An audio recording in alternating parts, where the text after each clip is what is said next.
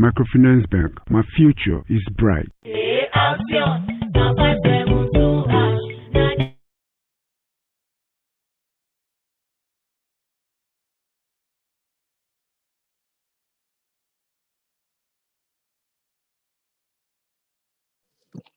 Hello, good morning, everyone. I hope we can all hear me.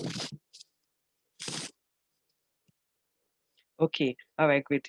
Good morning, everyone. Thank you for taking time out to join us on the second day of our SME clinic, focusing on our SME customers and providing them with resources needed to thrive. Thank you so much. We started a bit late today because we noticed the turnout was a bit low, and we wanted to give time to some of our customers to actually join us. That's why we actually started a bit late today at past 10. So I think we'll just dive right into the presentation so we don't keep wasting time. Before we do that, we'd like to take the first poll. Can I have the first poll come up, please? Yesterday's session was actually very interactive and engaging. The Pendexia team did a great job in evaluating the current economy and providing specific information to our customers' businesses. So we had an interior decorator, we had an event planner, we had school owners, and the session yesterday was really, really interactive and engaging. We also sent out the assignment sheet. I hope we all got it. If not, please drop your comments in the chat box so we can maybe resend it to you or get your details and we forward it to you. Thank you. So we're still waiting. Hopefully, more customers will be able to join us. Okay, I heard the result. So hopefully more will be able to join us before 10:30. Hello, Peter. Good morning.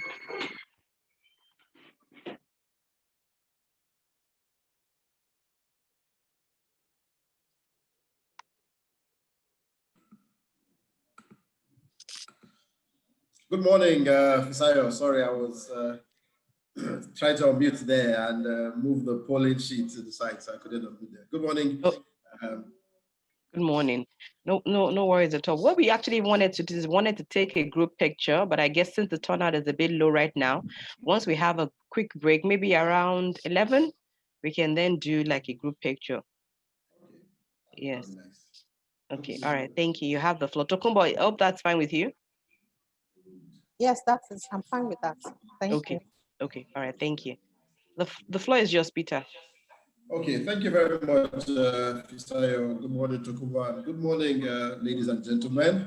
Welcome to day 2 of this SME clinic.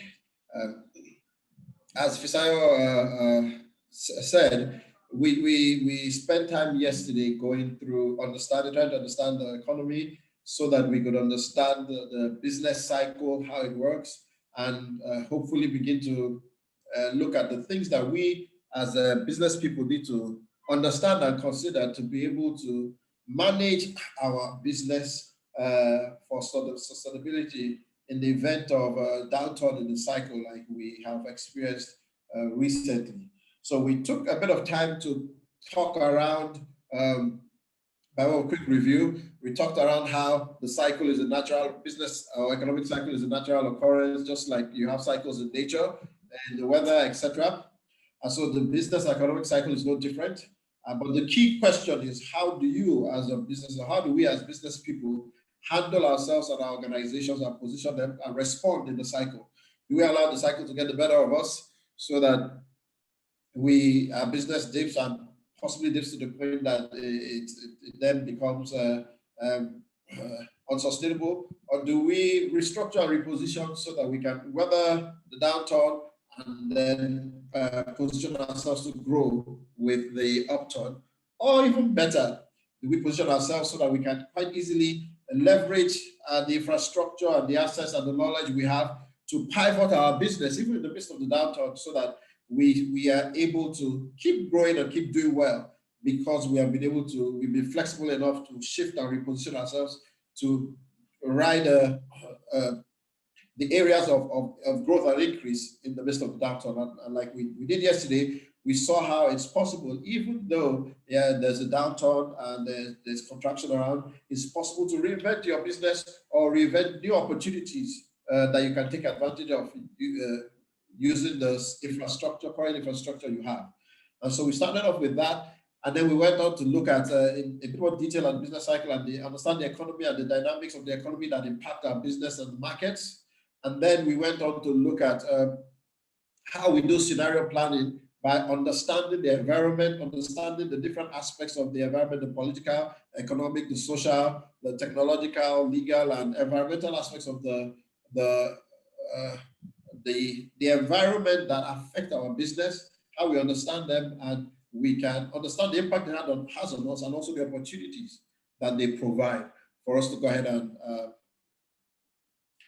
in our business. And so we looked at that, and then towards the end, my colleague Benga took us through some of the things that we should be considering as we try and think through our business to position it and position us well to respond to the downturn. So that's what we looked at yesterday. And as Isaiah mentioned at the end of the session, we did refer to some worksheets that, though they will look a bit detailed, but they're very simple questions that help you to ask yourself questions about your business, to understand your business. And that understanding then helps you in your planning and the planning you do.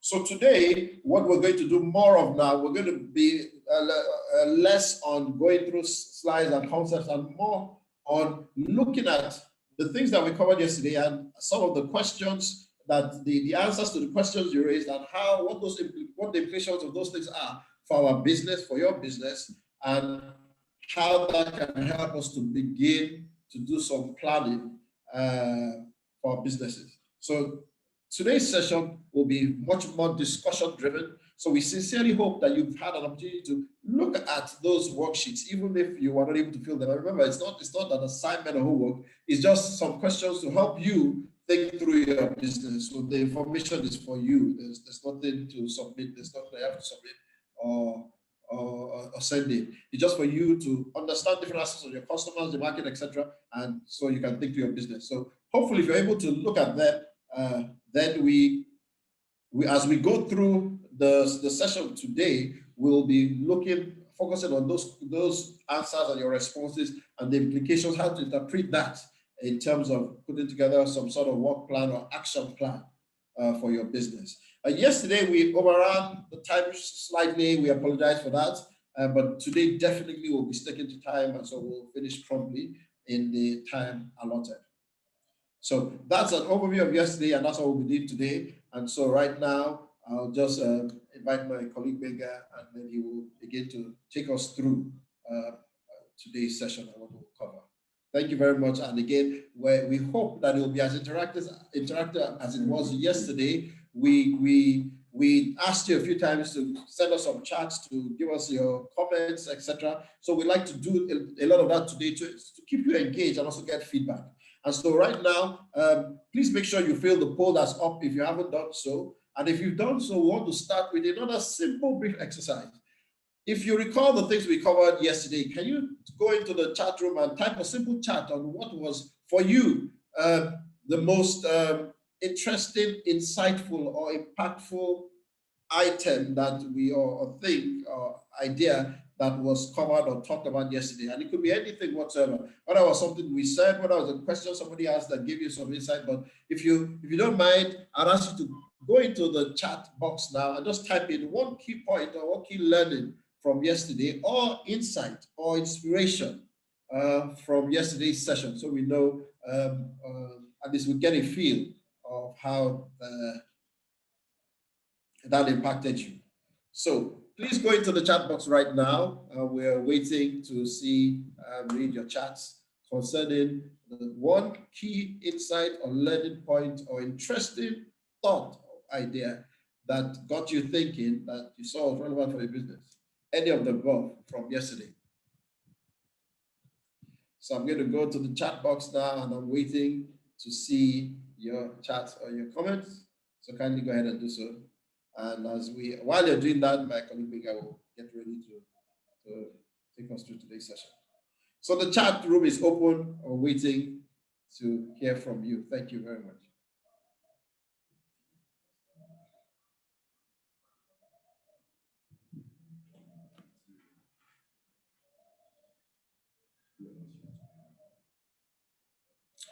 Okay, so we are still waiting.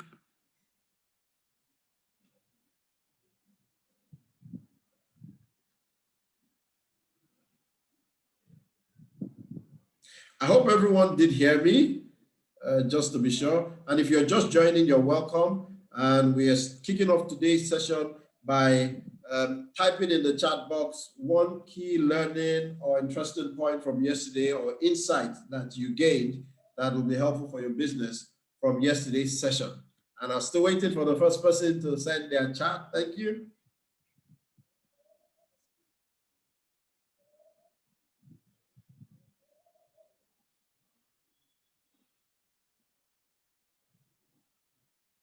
Maybe by way of, I did go over some of the things we covered. We talked about the business cycle and surviving the business cycle. We talked about the markets, the industries, the economy, etc. And we talked about different ways you can, we started talking about, if you like, pivoting your business as you understand the environment.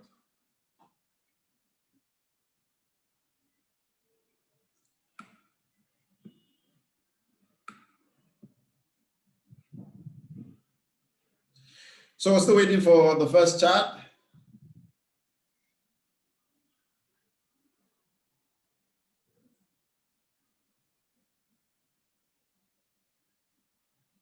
One key learning point from yesterday or interesting or insightful point that you picked up in the session yesterday. Now I'm assuming that all of us that are on today were on yesterday. And if not all of us, at least quite a number. Yes, I've seen a few people. Esther.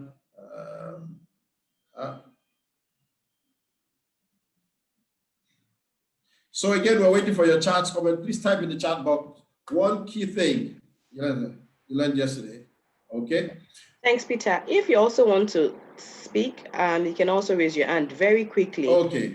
Yes, you can also raise your hand very quickly and we'll mute you. Yeah, because I can see some of the participants from yesterday are also here. We have Lillian, Esther, like you mentioned. So you can just drop it in the chat box. Okay, so there's... Okay, I've got one. Thank you very much from Mr. Abiodun Adedayo. I hope I can only see the Adedai, but I can't see the last part of it. So he said, good morning, sir. Happy to belong to this great family. Mine is a request.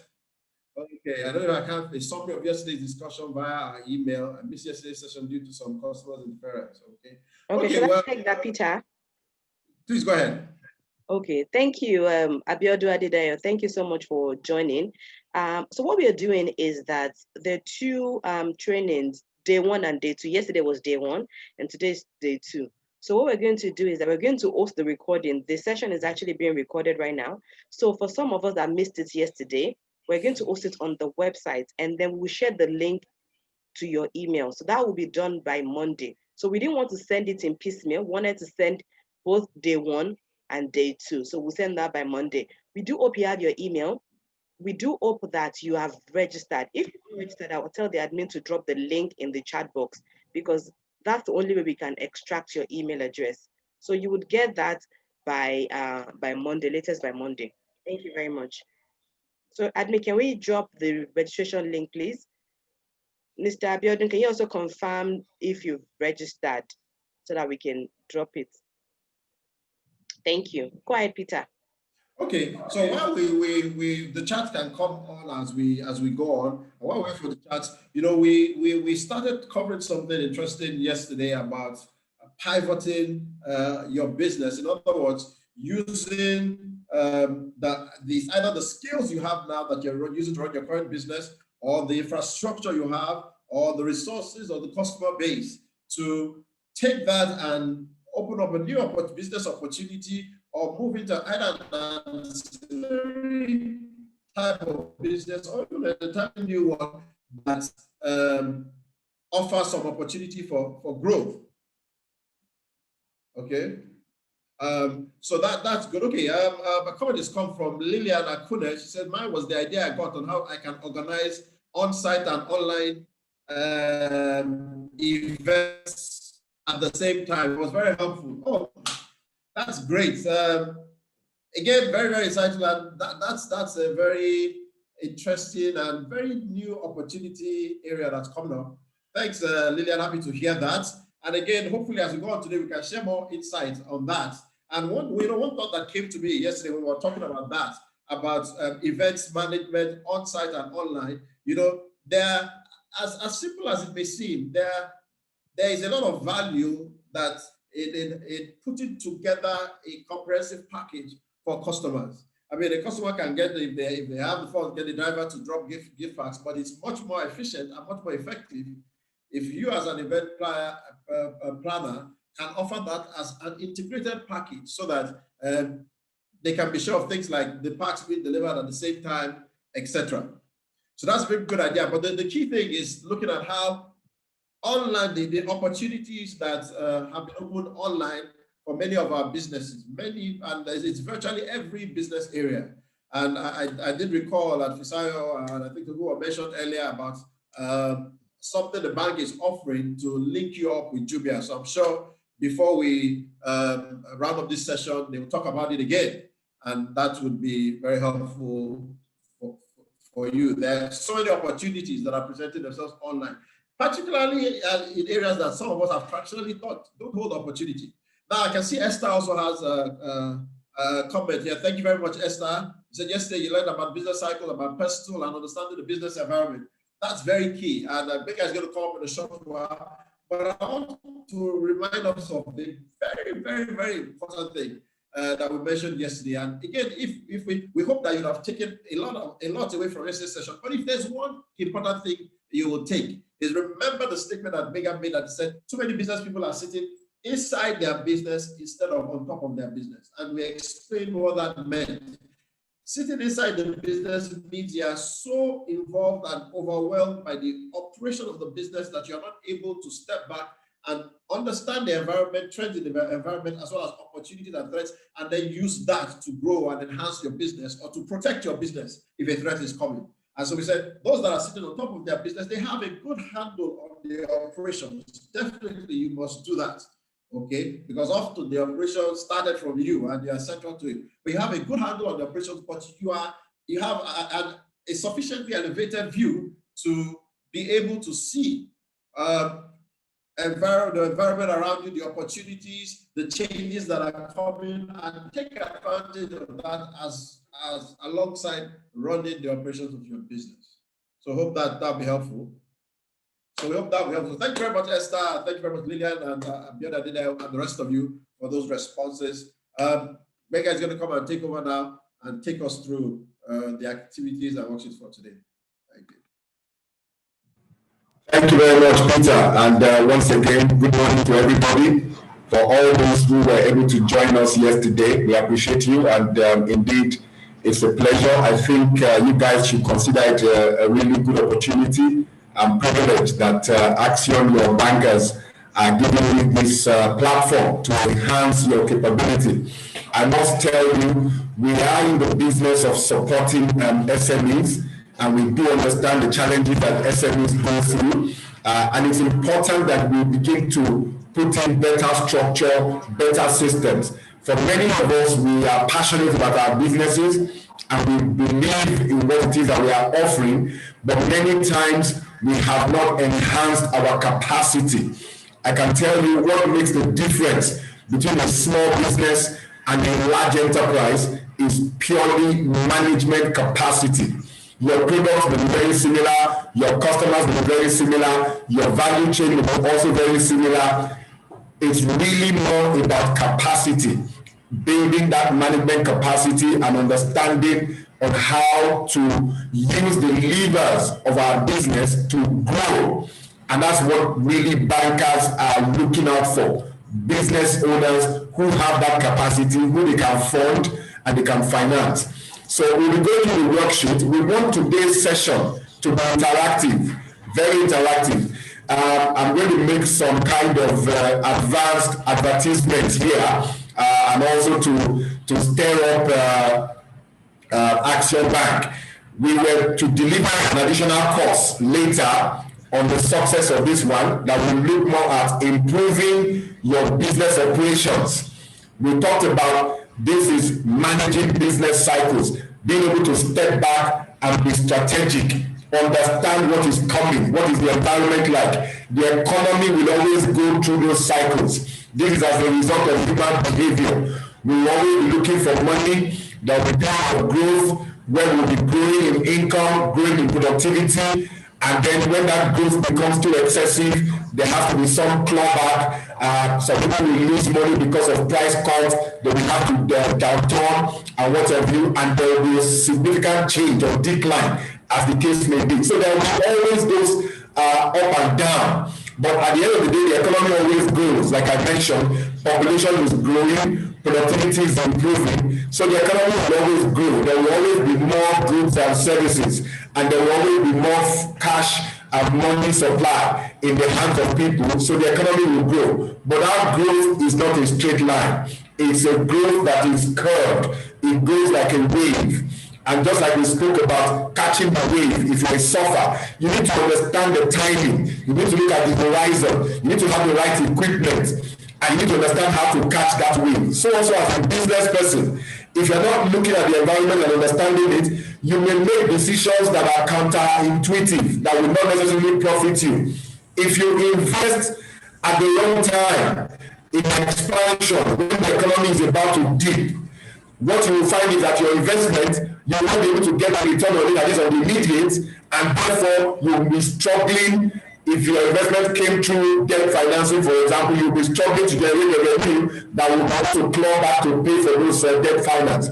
But meanwhile, if the economy is going through a recession, but we are at the recovery stage, and you need to be making the investments now for capacity increase because the growth is about to happen, but you did not know that time and you didn't know that season, you will miss that wave. And if you don't make the investments and other competition does, they will ride on the wave, because as soon as the economy recovers and there's a growth and people are now having enough money to spend, that person that has built the capacity will be able to start churning out products and more revenue for himself than somebody who was not prepared for that time of growth. So learning about the business cycle, listening, understanding. We spoke about the structure of the economy and the reason why we need to have the primary, secondary, tertiary, and quaternary sectors is also very important. And you as a particular business owner need to know which of those sectors do you belong, which of those levels do you belong to, and how prone is it to recession or growth, and be able to adjust yourself. So today we're going to look at this in practical sense. We spoke about the recovery. That look, if your business is going through challenges now, there are some things you may need to do in order to get your recovery. And we talked about 6 things. And the worksheet essentially just asks you questions in these areas. Every enterprise is set up to serve its customers. So you should know your customers, all right? You should know what they expect and how you need to engage with them. And just like your blood is the life of the body, every living organism has blood in it to a large extent, and the blood is the life of the body. So also cash is the life of the business. Cash flow is the life of the business. So you need to understand what your cash flow is and keep it healthy. For medical science, we talk about our blood pressure, we talk about our blood pulse, and your cardiovascular health is important to your overall health. Your blood health is important to your overall health. So also your cash health is important. Many businesses that are still valuable, that have good offerings, that have good customers, run out of cash. And I will give you an example that may shock some of you, even as we go on in this situation. Then, of course, looking at your supply chain and trying to reorganize and be sure that your supply chain is optimal, it's flexible, it can react. Peter was talking about events management now, where we have to combine virtual and physical event management and how to integrate all of that. Now it's important to ensure that your customers or your customers, yes, you have the right support that helps you to manage that. Okay, I'm getting some comments here. I will address those comments.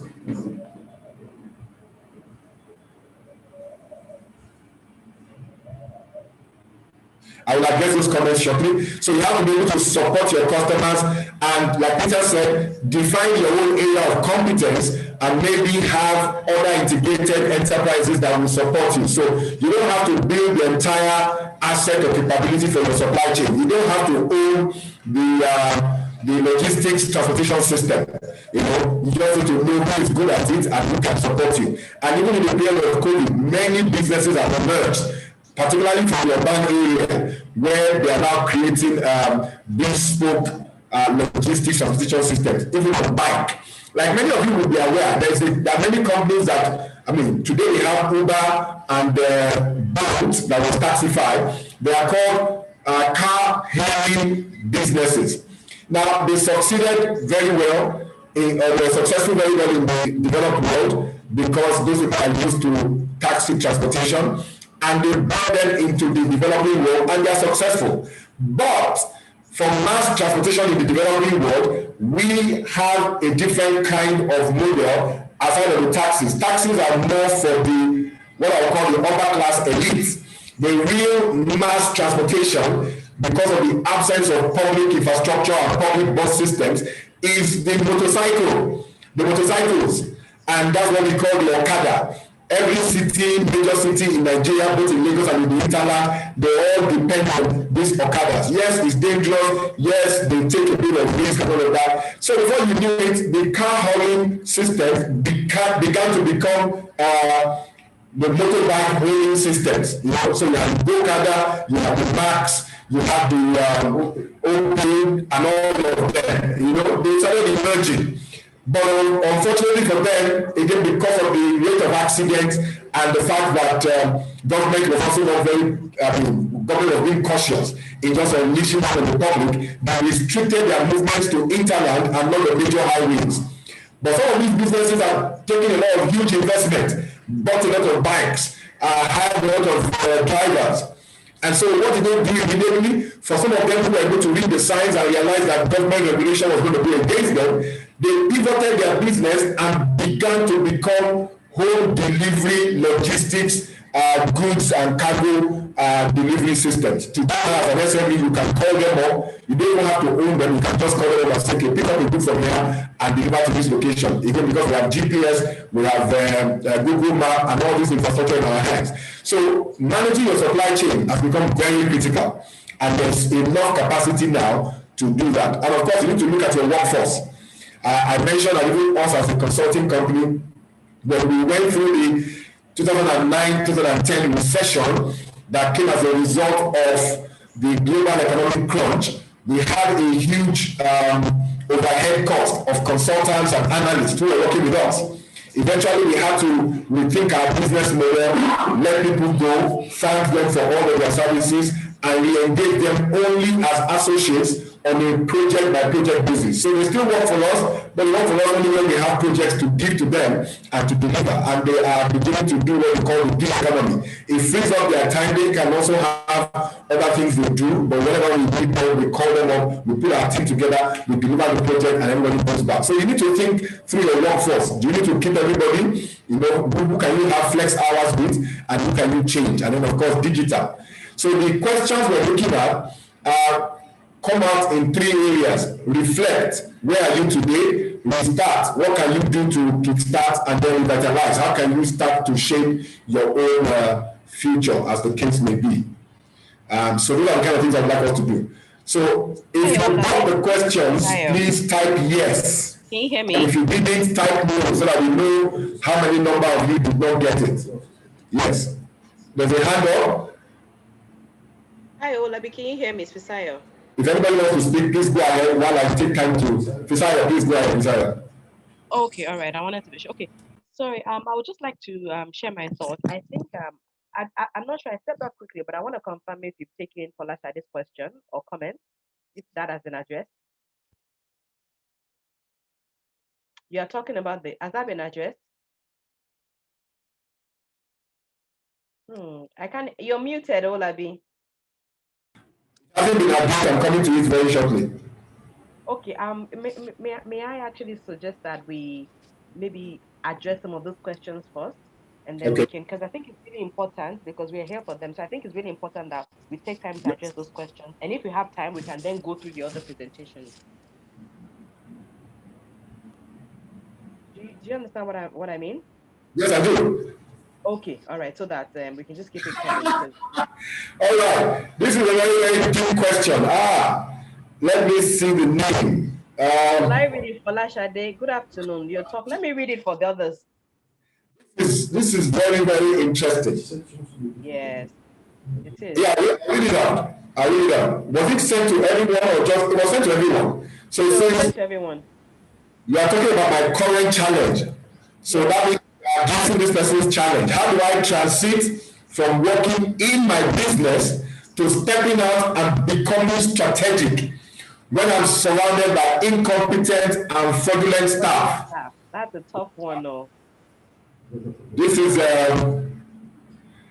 amazing. So again, let me say this, and I will allow Peter to also come in at some point. Peter is in the HR. When we use the word competent and fraudulent, speaking to two different things. One is competence, that is skill. Fraudulent could be an issue of motivation, that is behavioral with respect to what is this person's motivation, what is really driving this person, why is this person being fraudulent. Now, starting with the staff, depending on an organization's culture and depending on your own philosophy of engaging staff, people tend to respond to the dynamics of the culture in the organization.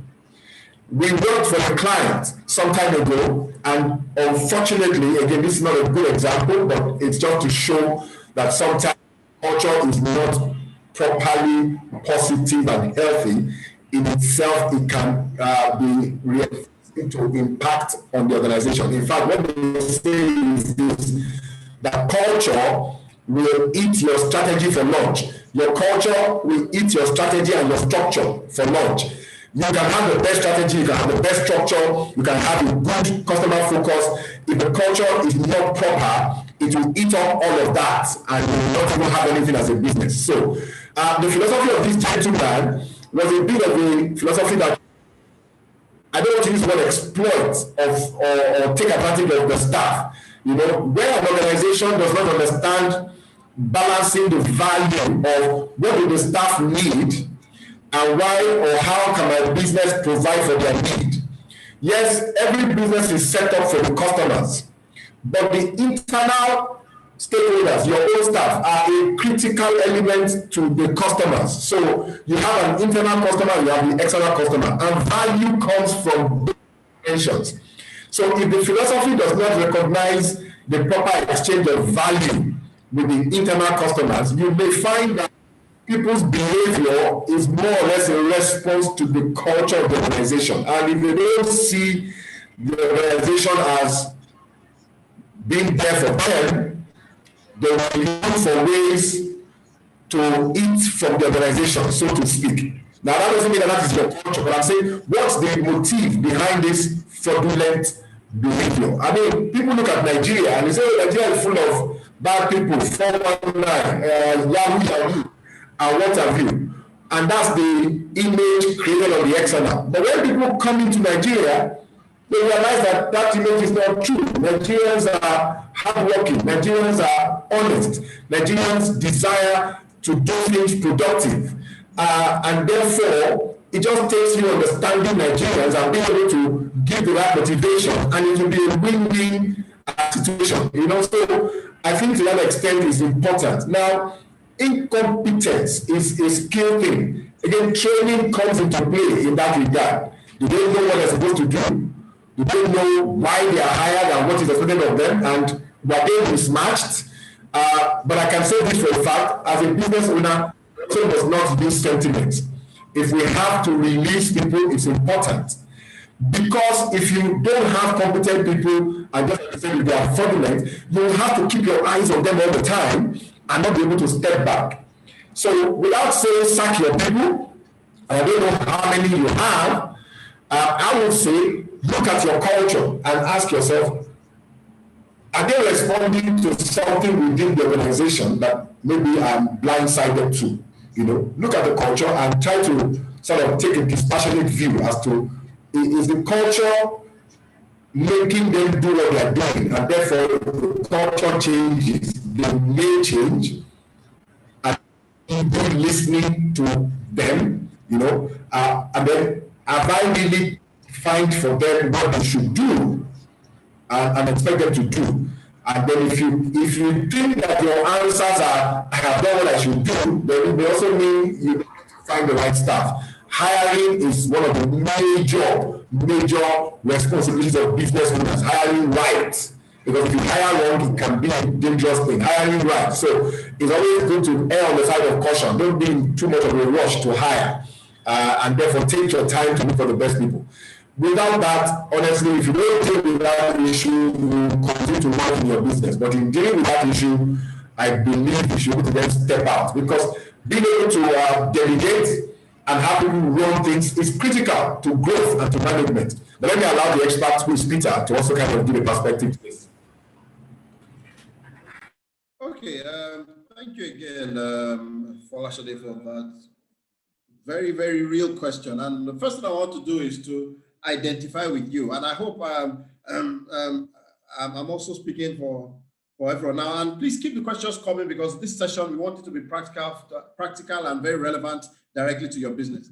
I suspect very strongly that a number of other people that are on this call, on this meeting, also have the same problem. So if you do, you can just type, I don't want to steal the hashtag me too, but you know, you can just type as, you know, yes, I concur, to let us know that you also are facing that similar problem. But the first thing I want to say is acknowledge it's a real problem in Nigeria today. Incompetence for several reasons, too many to go into, and then fraudulent staff. But how do you address it? Because the first question you have to say to yourself is that, okay, can I afford to continue to be sitting in my business and be doing everything myself? Can I afford to continue that way? I believe for most of you, the answer has to be no, because that means that your business will only go as far as you can go. It will only operate when you are there. And that already places an unnatural limit to your growth. It is not a natural limit, it's an unnatural limit. So the way you answer that is the first think of the alternative. Is this a sustainable way to go forward? Being in the business, doing almost everything myself, or seeing everything because I can't trust anybody and nobody's competent? The answer is no. So if you have to first come to that conclusion yourself. That's the first step. Then the second step, you identify, like Baker said, two important things: incompetence and fraudulent staff. But the common denominator is staffing, the people. And so the other important thing to note as a CEO, as a business owner, and this is as true for the largest bank as it is for the two-man business, believe me, it is that people management, particularly hiring and sourcing the right people, is probably, after the generation of the idea of the vision by the founder, the second most important responsibility you have as a businessman is selecting the right people. I emphasize that again. It may shock you. And again, even if you have a retail shop where you're selling soft drinks and all you have a leader, operative people, I say again, the second most important responsibility of the founder CEO is getting the right people. Why? Because they make all the difference. Okay. If you take the example of a supermarket, you may say, as long as you have goods and they're a good price, you will sell. And the answer is yes, to some extent. However, if you have the right shop floor assistant that is helpful, that has a good attitude, one customer that comes to buy will come back again because of the service he received, not from you, the owner that's in the office at the back, but from that shop floor assistant, and he'll come back again. And similarly, if he meets somebody that is low energy, disinterested, unhelpful, he will make a note of it that if I have an alternative to go somewhere else to buy something, I'll go somewhere else. So that one person in your shop has you have good prices, you have good products, but that one person in your shop has either gained you a repeat customer or has lost you a customer. Okay, so that's the important. And so why am I emphasizing that it's important? That means that then as you have to devote some time, in addition to meeting with your bankers, managing the finances, you have to devote some time to getting the right people. Taking time to screen the person, ask the right questions. If you can't do it yourself, you don't know what to do, you can get help. There's help available at every level to find the right person. And again, it goes from hiring a shop floor assistant to hiring someone that will take care of your finance if you are in a school, or hiring teachers. It's getting the right people is critical. That is the first step in dealing with incompetence and fraudulence, because hopefully at least the incompetence part, you can moderate that somewhat. It may take a while, so that for every one person you hire, you may have needed to screen or interview 15 people to get that one good person. But at the end of the day, that effort will be worthwhile if you get that one good person. So again, it's a matter of you devoting some time to say, I have to get the right people, understand who do I need, what kind of competence I need, and then knowing how to screen the people, whether it's an interview or what have you, to determine if you have it. And if you can't do it yourself, you can get some help to do that. That is one thing that's important to do. Okay, screening the right people, and then that to address the competence. And then beyond the screening, the other thing that you require to invest your time in is to develop the person a little bit. Okay, so that, excuse me, that means that you know what you want out of them, hopefully. So if the person comes, maybe he doesn't have all that you need, but he has the right raw material, maybe a good attitude, a willingness to learn, then that means you now need to spend some time. So in your schedule, you're already very busy schedule for the day, you're going to have to determine a time in a formal, deliberate way, maybe not formal, but deliberate way to say, okay, I'm going to spend 30 minutes going over what this person did, so I can point out to him or her what he did right, what he didn't do right. What are you doing? You're training, you're coaching the person. And so that's the second way you address the incompetence. So the first way is investing your time in screening and taking time to get the right person. And again, it goes for any role. The second one is you are now coaching. But you see, the thing, this is the immediate fear or concern of any business owner is that by the time I spend time of my own time training this person, coaching him, he will get up and leave and go and start his own or do something else. Okay, so that's a valid fear. Okay, so unfortunately, I don't have any solution to that, because once people get skilled, they have ideas, he thinks I can do it myself, will go. So what the other thing that you may have to do is that for those who have identified that have the skills to work with you, and you want to coach them or train them so that they can perform well, be more competent, then you have to start, as you're doing that, you have to start thinking of, okay, how do I give them an interest in staying with me? And that interest is so many things. Maybe they can see a future of growth. Maybe they can see a future of increasing their own earnings. Maybe they can see a future of developing themselves and skills. So whatever it is, you give them an interest in staying with you, so that as you're coaching them, as you're training them, they are becoming more competent. They are not so quick to run away and take that competence and your investment in training elsewhere. With respect to the issue of fraudulent staff, first of all, upfront, let me admit, there are some that, there's nothing you can do. No matter how much you pay, they are just inclined to try and get more.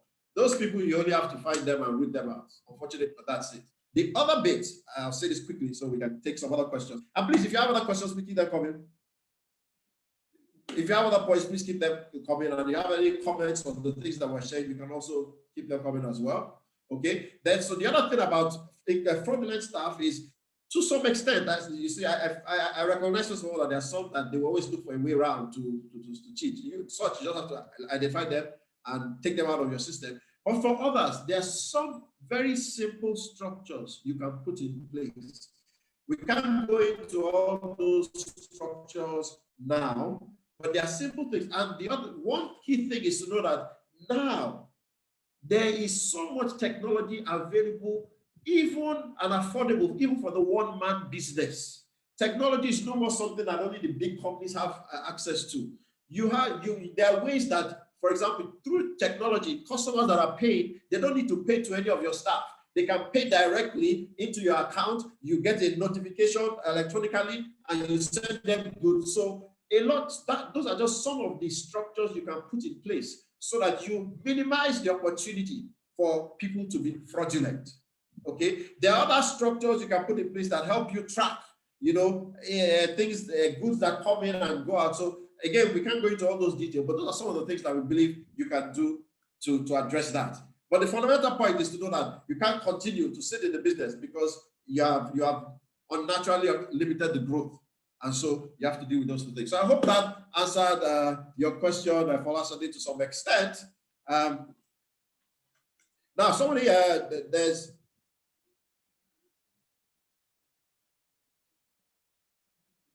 Okay, I think, is this a question from Oludare Ayokule? Okay. Yes, it is. Do you want me to read it? And I'm happy this gentleman just asked that question because I was about to take note of some very critical things. Again, going back to the issue of fraudulence, okay? So that you know what are the critical, important things for your business. And let me start by saying your customer is one key important thing for your business, your customer, okay?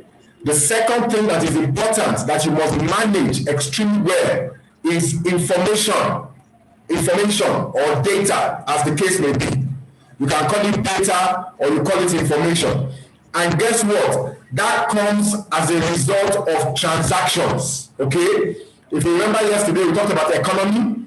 The basic basis of our economy is transaction, exchange of goods and services for money or for whatever else.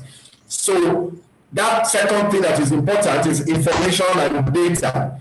The third one is inventory, which is either the product you are offering or the services. So again, some inventory are perishable in the sense that because it's a service, you cannot see it, right? Some inventories are perishable, but most inventories can be physical. So if we talk about physical goods, inventory. The fourth one is cash. Now, guess what? Your staff can be fraudulent in any of these four things. Even as simple as your staff telling your customers where else to buy products and services that you already have, in itself is fraudulence. All right? Because they can tell your customers, go somewhere else. They can trick your customers to go somewhere else. That itself is very critical. So that's number one. And therefore, you need to have what we will call a basic customer database. Even your phone is enough as a customer base. Just having your customers' names and record and information. Now, many people do business transactionally. And what does that mean? If you are not taking care of these four areas that I've mentioned, you are just into business transactionally. Yes. So the four things are your customer, information and data, inventory, and then cash. You must manage those four things, and your business is exposed to risk on those four things. And they actually are the things that you can see on the screen that we're talking about. So if you are not capturing record in those four areas, you are just into business for transaction. You are not really establishing a business that is sustainable. So I could say that your business is only being opportunistic, essentially. That's the truth. You just see an opportunity and you're taking advantage. So people just walk in, you buy and sell, and you buy and sell. I mean, that's it. And that's not really a business that is sustainable. That's not a business that has opportunity for scale or for growth.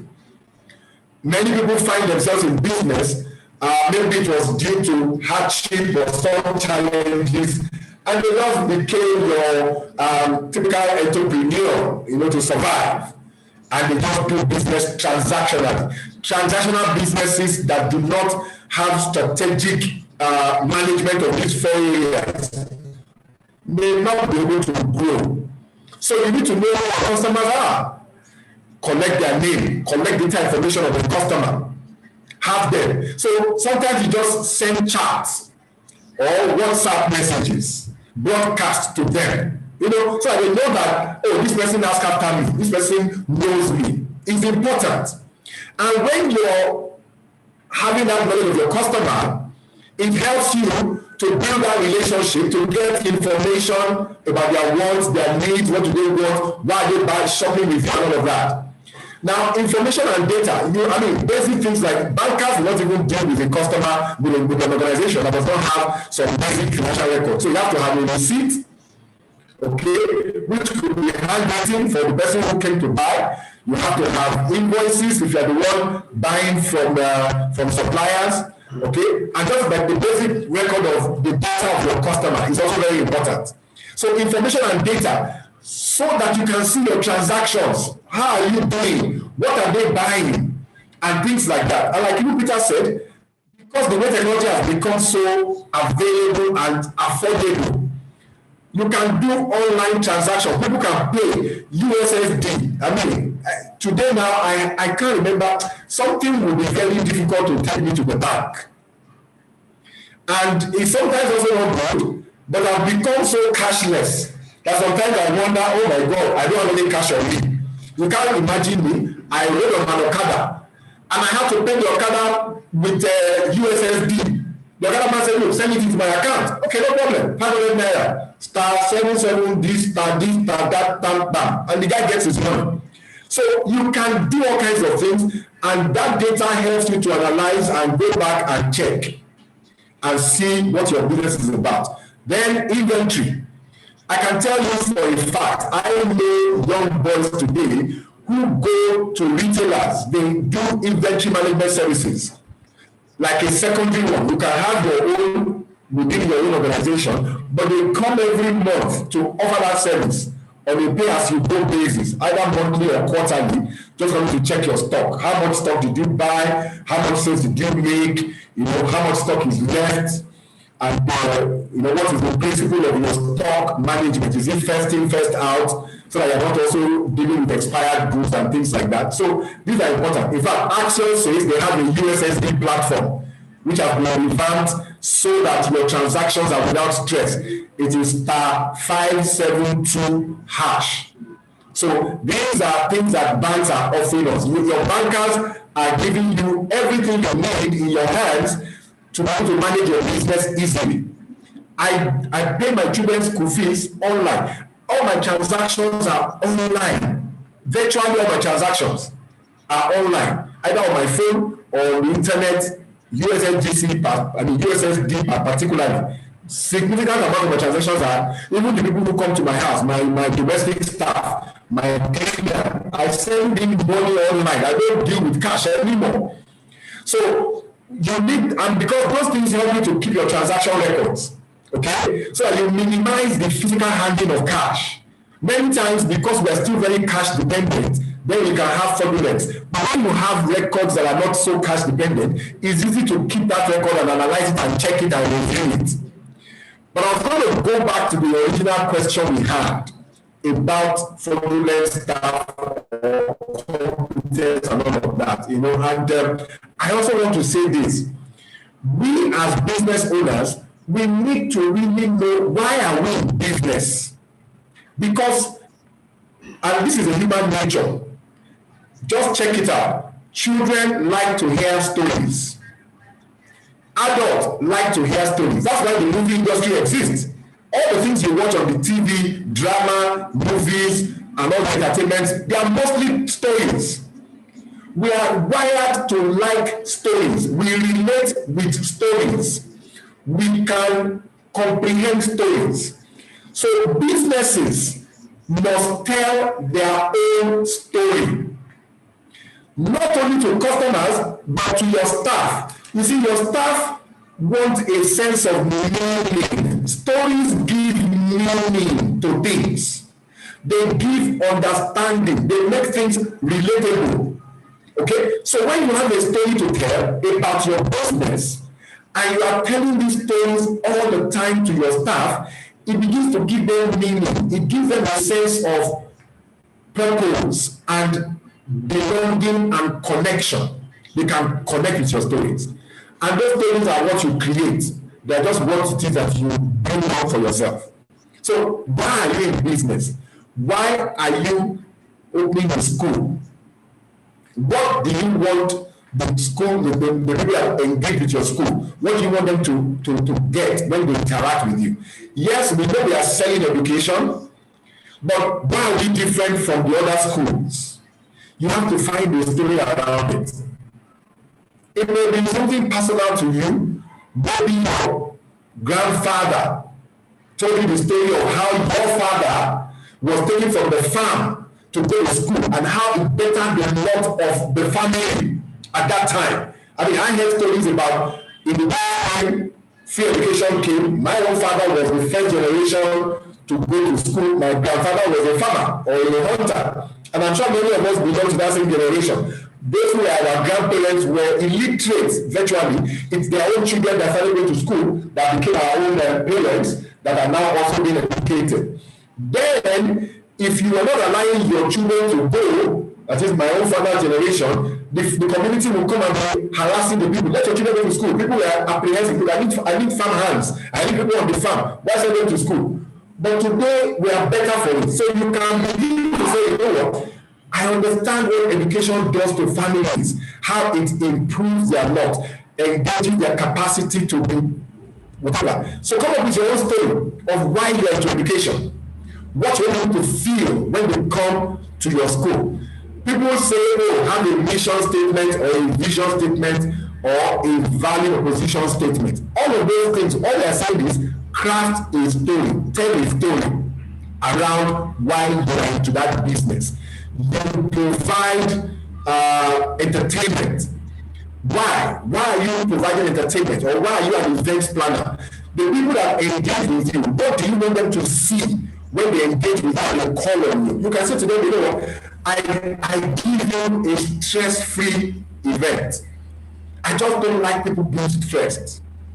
I have understood what stress does to people's lives, and I don't take your stress away. I'm somebody that I'm naturally not stressed. If I am doing hard work, it's that I'm enjoying it. And so I see that a lot of people don't like hard work and they cannot multitask, so they are stressed out. I like to take those stress away from them and help them because what I enjoy. When people like that, they're like, okay, really? And that's what it is that you are telling us a story. So you have to form that story, and that story, one of the things you must sell to your customer and to your staff for them to get meaning.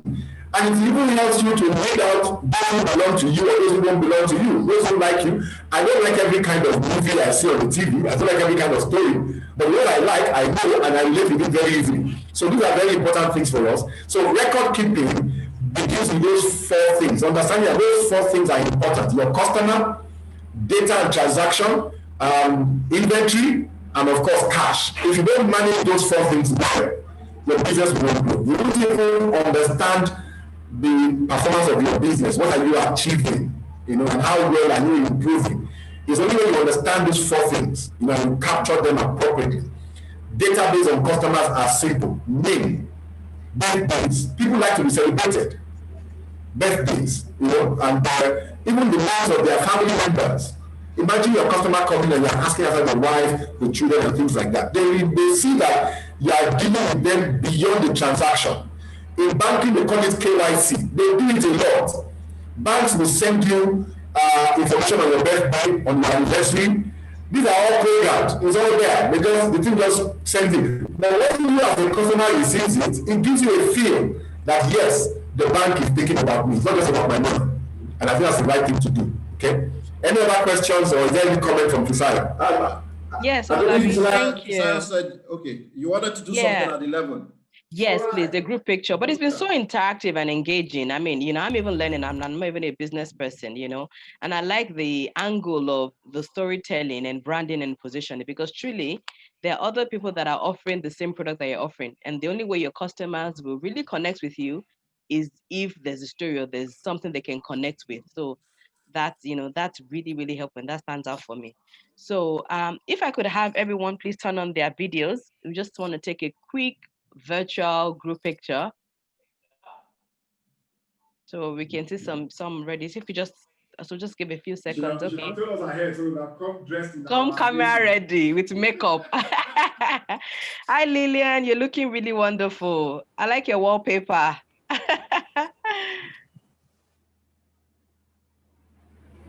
Okay. Is that everyone?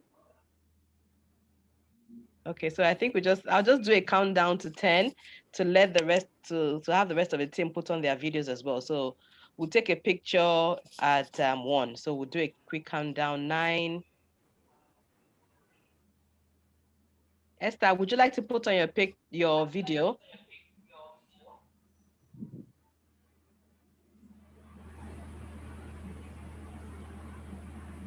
Okay, the CCA is on. Okay, all right. So I guess we'll take it then. The technical team is ready. So I'll do a countdown to 3, 2, 1. Then we'll do a big smile and then we'll take the picture. Okay, I hope we're good. Okay, all right. So 3, 2, 1. Okay. Say cheese. Okay, thank you guys so much. Thank you. I hope the tech team were able to capture a few shots. Yeah, thank you. And not just a quick one, Peter and Olabi, sorry, just a quick one. You talked about leveraging on digital channels to reduce fraudulent activities. I just want to quickly say that, apart from the 572 that Accion has, we also have a revamped mobile app and internet banking, where you can do so many transactions. If you're a school owner, you can tell the teachers to pay into those accounts, and then you can go online on your mobile app and check. The mobile app has a feature where you can spool your account details. So if a school owner, someone says, oh, I transfer to you, you can get a credit alert on your phone, or you can also log in to check. So those are some things that we're doing. So we have a 572, which allows you to pay bills, transfer funds, and do other transactions. Then we have the mobile app, which you can download on the Play Store, the Google Play Store, or the Apple Store. And then we also have the internet banking as well. I mentioned yesterday that we have a brighter digital loan. Normally now, for you to get a loan, you have to come to the branch, they have to come and visit you and all that. But if you want a quick loan between 100 and 150,000 naira and below, you don't have to come to the branch, you just dial. I'll ask the team to drop the link in the group chat. You just follow that link and then you put in your details, you fill the form, your BVN, your address, then the amount you want, and then that 150,000 naira will be disbursed to you very, very quickly. So those are some of the digital channels that the bank has actually put in place to, help support you and, to make your business very, very easy for you to run, and to also help you reduce the amount of fraudulent activities. Because if your co-workers or if your store managers don't have direct access to cash, of course, like the Pendexia team mentioned, then access to fraud is really, really limited. Okay, all right, thank you. I hope everyone is really enjoying themselves because I'm learning a lot as well. So keep the questions coming, drop it in the chat box. If you would like to speak, please raise your hand so we can unmute you. We're actually here for you. So if there's something that you want us to talk about and is not in the slides or is not in the presentation, please raise your hand or just drop it in the comment box like the other participants, Oludari and others have done, and then the Pendexia team will take it up. Thank you very much. Over to you, Peter. While we're waiting for that, let me just it's sort of snippet. We've been talking about business model. It's important for businesses to model their business. Business owners must model their business. I can tell you for a fact that in Nigeria, people build houses without having an architectural plan. I'm sure you know that people build houses without having architectural plan. Okay, they just tell you, no, what's the big deal? Just draw the line like this, they just go on site, build the walls, and they just start building. But you and I know that there is more professionalism when you have an architectural plan, and that plan you have gone through it, you understand it before you go and construct it. Okay? It's the same thing with business. Many of us dash into business without really modeling the business, but it's okay. The beauty about business is, unlike a house where you are finished building without a plan, you can't then go and start trying to put up a plan. No problem. Even as your business is now, you can still model your business. Okay? And when you model your business, all we are saying to you is it helps you to think about really how is value created in this business? How am I creating value? And that brings me to the question, what exactly is value? Maybe I want to ask all of us around online right now, if you can chat to me, what is your own definition of value? What do you think value is? Because remember yesterday we said the basic element of an economy is transaction, and transaction is exchange of value. What do you think value is to you? If you can just answer that, I would like to see your chart. Because if you understand what value is, then you need to know how is my business creating value. And I'm going to mention two things that people look at when they want to see whether you are creating value to them. But let me see your definition first. I will mention two things.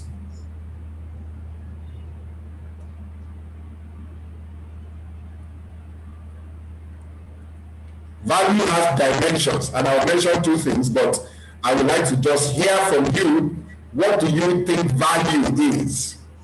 And you'll be surprised how, if you don't think through it very well, can we have your definitions chat? Just type, what is value to you? I just want to hear from one or two people. What do you think value is? When you say exchange of value, because our business is to deliver value. Anyone who wants to give me the first shot? I'm not looking for a big English definition. No. Value to me is good service. Thank you. Value is adding benefit to the customer, okay, in line with your product delivered, and then of course to your staff, okay.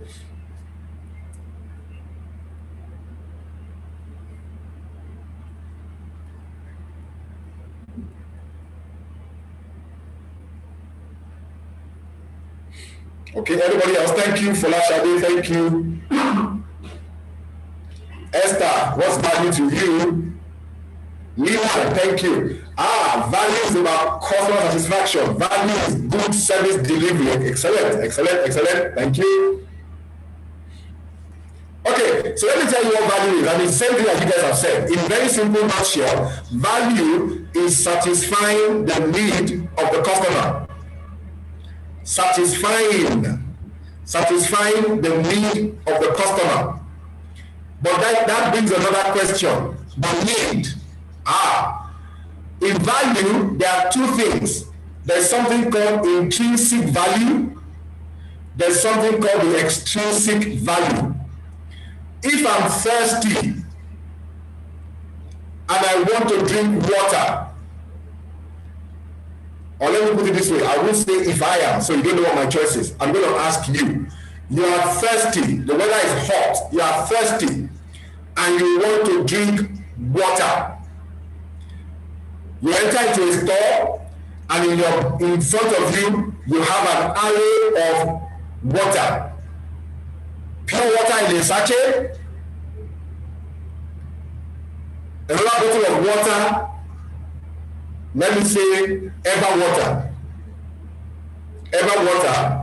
and then a third one, not a known brand, so to speak. What would you buy and why? Just type it quickly. You are thirsty, you are very thirsty, you are coming out of the sun, you need water.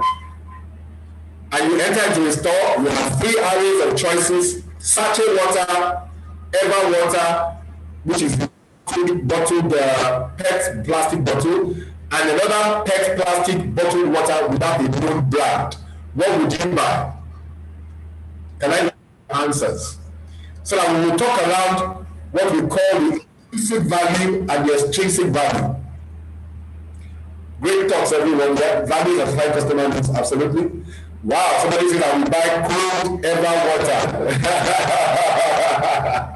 Thank you, Mr.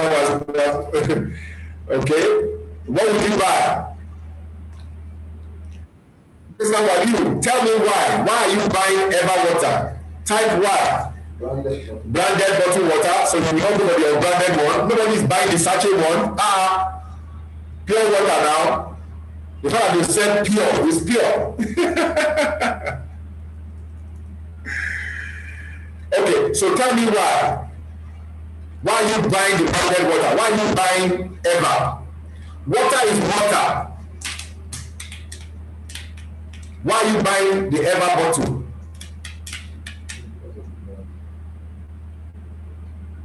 Because of the brand, okay? Interesting. Now you can see that the intrinsic value is, I want to drink water to quench my thirst. That's the intrinsic value. The extrinsic value is that, water is not water. I want the water, but I want to associate something else with the water to satisfy my need. My need is water. Satisfaction is not just water. So when you say satisfy the customer's need, that word satisfy begins to bring to your attention that there is something more than the intrinsic value of the need. That need is water, I'm thirsty. But there is something more than that intrinsic value that will now make me say I am satisfied. That's the extrinsic value.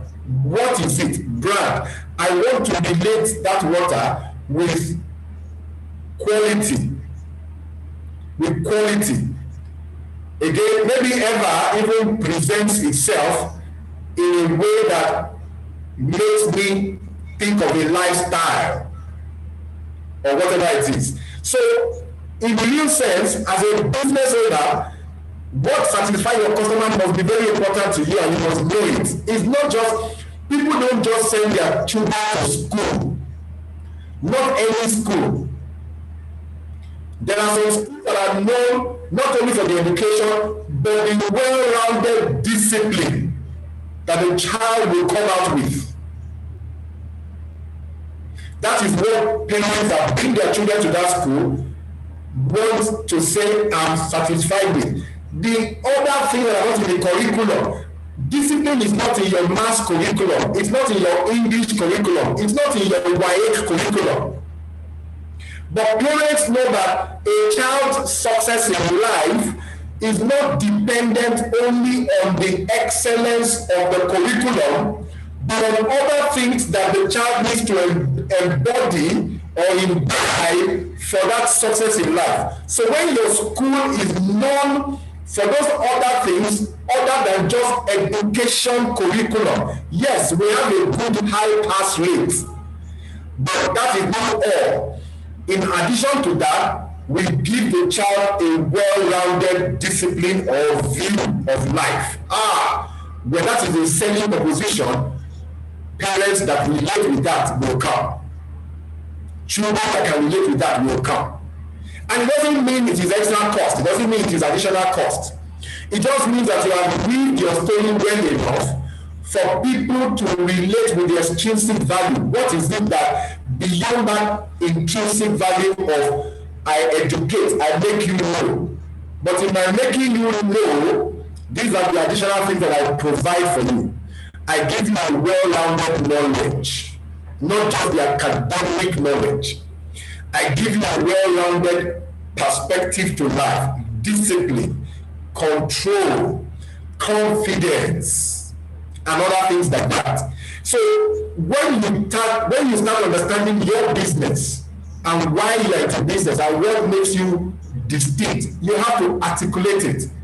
It helps you to engage your customers, provide them that value. And that's what your business model begins to force you to think about. Who are these customers? What is my value proposition to them? What do I offer them differently? Then how do I endear them to me? In my children's school, they will tell us every parent that has 3 children, not 2, 3 children, the third sibling gets a discount. Every third sibling gets a discount. So what they are saying is, we want you to bring all your children to school, to this school. Bring them all. And as you bring them, The third one, so even if you have 4 children, the third and the fourth will get a discount. So we are endearing them. Again, in this generation where we are, before now, we all paid school fees per term. That means I'm paying in advance almost 3 months ahead.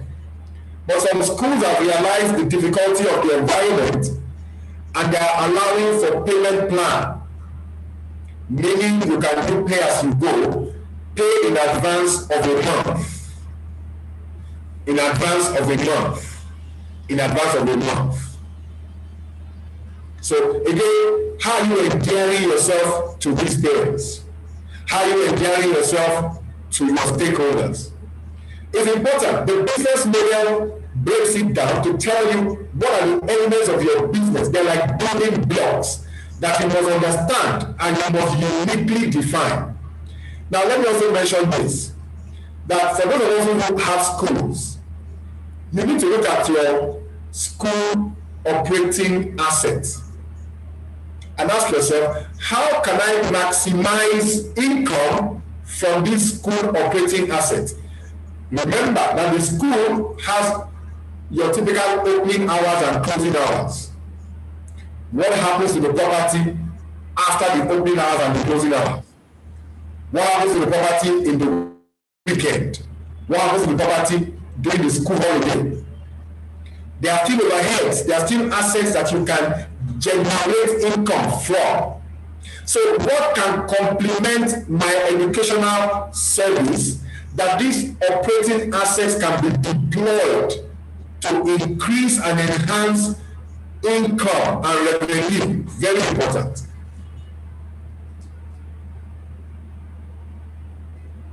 Aha, I like that. Someone says spend 3 nights and get a discount. This is very good. Absolutely. Because you are encouraging them to stay longer. Excellent. Spend 3 nights and get a discount. I mean, somebody who is only spending 2 days or 2 nights, by the time they see that, okay, there's an offer of the 3 nights, okay, maybe because they are trying to go back because of the cost, he can still do more business around the location he came for. But now that he sees that he even has a discount, he's encouraged to spend a longer time. Absolutely. I mean, you can even do block booking. So come as a block, you get a discount. Meaning that you're trying to encourage people to come together and more people coming. There are various ways to endear yourself to your customers. Now, let me just show you a picture of what that building block is. It goes back to this worksheet, but I'll just show you a picture quickly, the 9 building blocks. This is it. It's called a business model canvas. Who are the customers I serve? What do I offer them? What is my value proposition? What do I offer them in a way that satisfies their need? How do I endear myself to them in terms of customer relations? How do I endear myself? And how do I reach them? What are my contact points of reaching them? Look, before COVID-19, all our schools thought that schooling was physical. You have to come to school. That is where I have contact with the children. No. Guess what? COVID-19 has changed the model of school. Now we contact our school via virtual platforms. We now have to contact the school, the children, via virtual platforms. So you don't have to come to me, to my location, to my school, to my physical location, to have their classes delivered. I deliver classes now virtually. Before now, I could have even done it so that I could deliver the classes in a podcast and send it to the children to listen to. There are various channels through which you can reach these children. Even the payment of school fees doesn't have to be physical. So payment of school fees can be electronic, can be physical cash, can be bank. So all of the channels that you use to distribute your services to your customers, very important. We talk about entertainment planners now, event planners. Yes, you don't have to physically meet the customer, or your clients to plan the schedule. You can meet them on phone, you can meet them on WhatsApp, you can meet them online. And you can engage and even get your services delivered now virtually or physically. So the disruption in the market is forcing us to think differently. And that's what we can do with our improving our business operations. So everything here has, now in fact the one that is most important is revenue. For many businesses, we only transact based on exchange. You collect money now for the services you have offered. Okay, but let me explain this. I was talking to my partner. There is a store that I found out in the Lubeju Town Planning Way, off Town Planning Way. It's a supermarket, but it's a warehouse club. It has all in one. It's a multi-hub club. You can book your insurance, your travels, you can do your groceries, your household items, you can do your cold chain, fish and meat, the butchery and all of that, all in one. And they offer all their prices wholesale, not your retail price. But to come into that location, you have to join. It's a membership-based wholesale club. So, and they have 3 levels of membership. The minimum is 25,000 naira per annum. So you join 25,000 naira and you can come and shop. And when you are shopping, they sell in wholesale. But as they sell in wholesale, they also sell in quantity. So for the wholesale pricing, there's also a quantity expectation. So they will tell you to buy liquid soap for bathing, you must buy minimum of 3. 3 is 1 unit. So they sell the 3 as 1 unit and they have priced that 1 unit such that when you divide the price of that 1 unit by 3, that individual price is cheaper than the retail price you get in the supermarket. But that offering could not even come to you unless you have joined them. So on the one hand, revenue stream for them is your membership fee, your joining fee, and then the goods you come and buy. And they have modeled their business in such a way that ultimately they are sustainable and they are meeting the needs of people. So many families who do bulk purchase, who do purchase for the home use on a quarterly basis or whatever, find them easy to buy. I mean, some families that they don't have that kind of capacity will never go to the retail where you can buy as you go. So they are already speaking to a particular kind of customer group, satisfying their requirements. Very important. There are various ways to generate revenue beyond just your one-off transaction. Someone said, I offer free health and wellness talk once a year to their customers as endearing to them. That's absolutely wonderful. So people want to see, what are you doing differently in your business? In this time and season, your business model is something you need to understand, begin to see how to redefine. So we're talking about pivoting your business or adding another service to your business.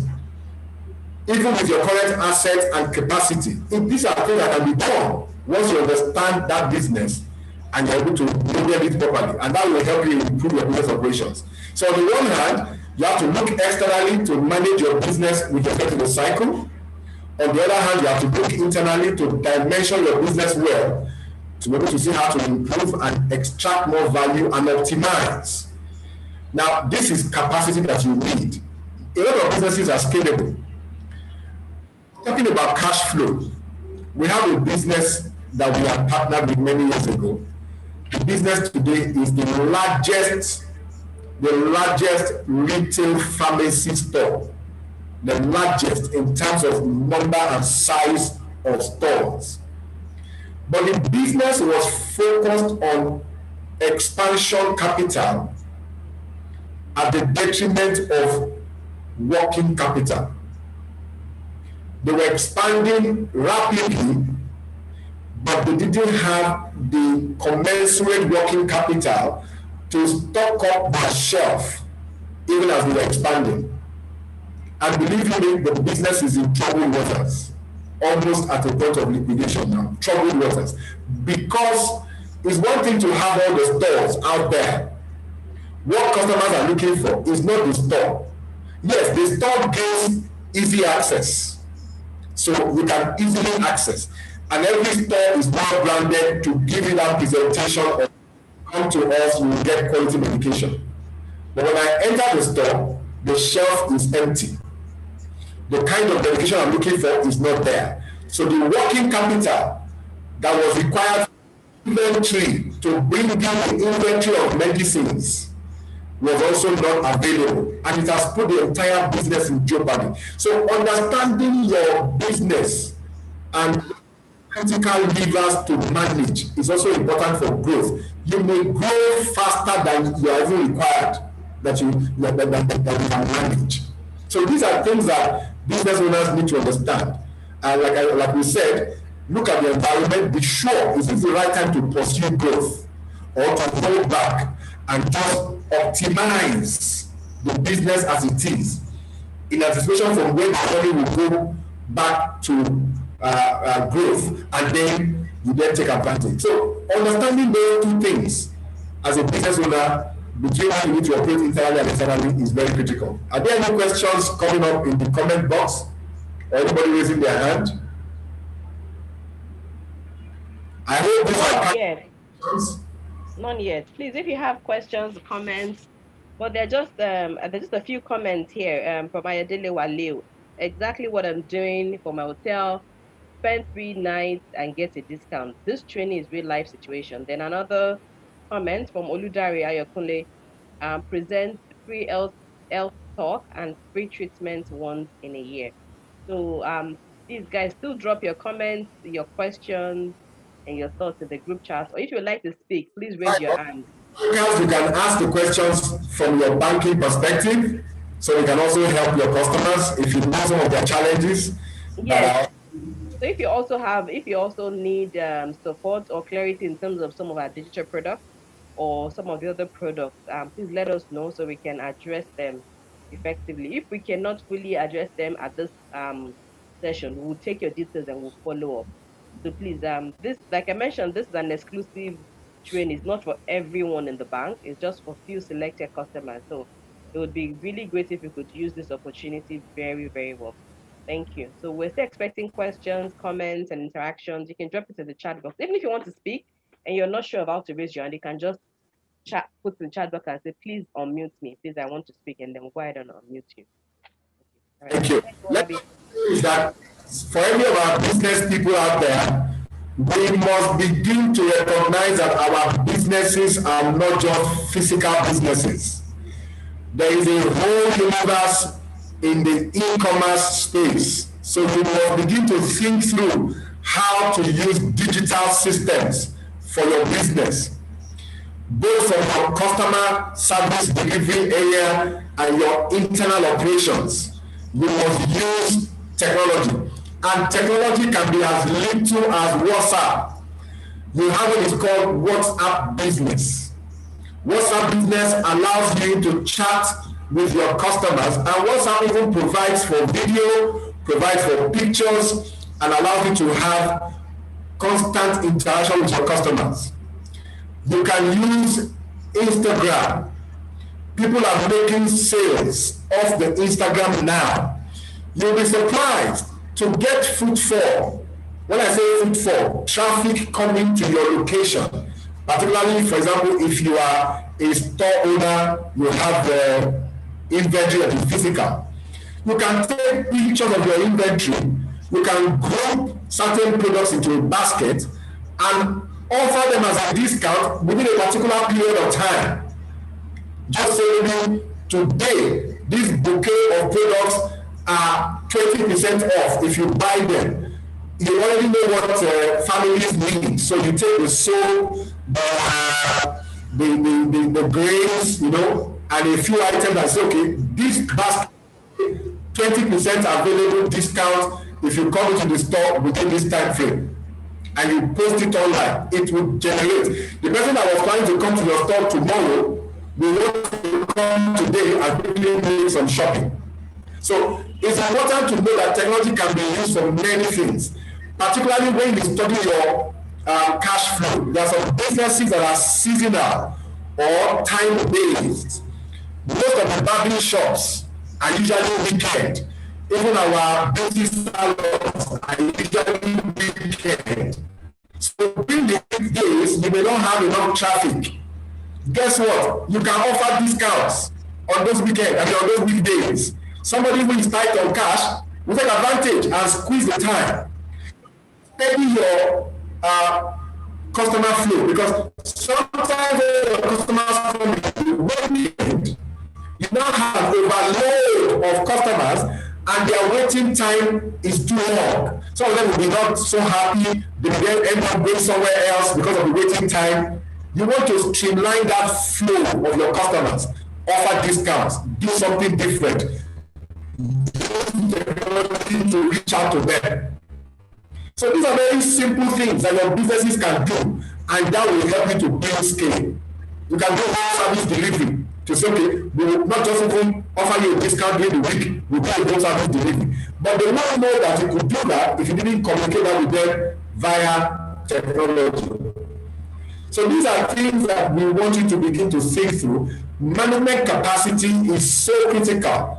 And you'll be surprised that funding is available. There are a lot of funds to do now from government, from banks to support and cushion the effect of this disruption on our businesses. So money may not be the problem, but the money will only go to those who they can see to have capacity, who they can see have dimension their business well, and they believe these people can grow those businesses and generate returns that will help to grow that business. You'll be surprised how you will attract those funds. So please take these ideas that we're bringing to you and use them well in your own business, and you will see how it will change a lot of things for you. All right, let me just wait for any comments. We have just about 10 minutes to go. In fact, it's less than 10 minutes, 5 minutes. Anyone that wants to drop their last question or comment. But it's really been a very wonderful time for us. I hope you've been quite informed with this very short conversation.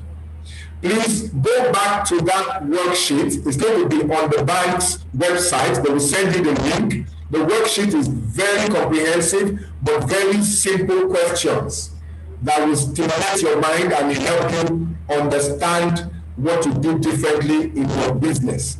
These are things that are proven that if you really do them, you will begin to see a change and some level of growth. Please. That we have crisis or that we have this disruption, there's always an opportunity in them.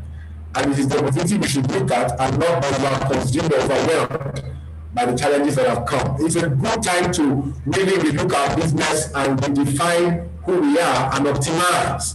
But you can be sure that Nigeria will come out of this recession. The forecast is that by second quarter 2021, which is just a few months from now, we should be on a growth trajectory. And the growth times are usually longer. So you must prepare yourself now. If you have to shed some weight, if you have to readjust and adapt, do that in readiness. And that's why we are saying that even as human beings, we have survived nature and the nature cycle for so long. So also as businessmen, we should survive the business cycles also, if only we can understand what to do. You don't do certain things that you should be doing in summer, do it in the winter time. The conditions are different. I mean, we don't have much of differences. We only have the wet season and the dry season. The things you can do in the dry season are different from what you can do in the wet season. And so it's important to note what are these seasons of business so that your business is also ready to do the right things for each of those seasons. Very important. And that's why we're taking this time to educate us. And Accion Microfinance Bank is taking this time to inform our customers. A brilliant intervention on their behalf. We want to take advantage of it. Pisayo, I think I'm not quite sure we have any more comments or questions. Maybe we want to just take the customers through a few minutes of conversation on bank products and what next can they benefit from the bank. Okay, is this the last slide? Just to confirm. Yes. Oh, okay, okay, all right. So thank you. The reason I think We were hearing a black comment other than yours. Was that somebody else trying to speak?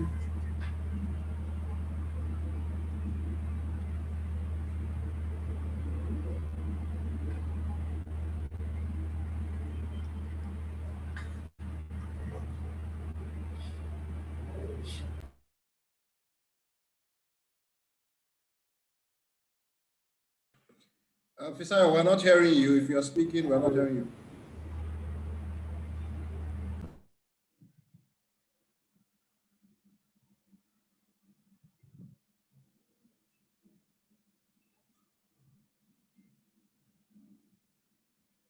Oh, I think Officer fell off. Tokuma, are you there?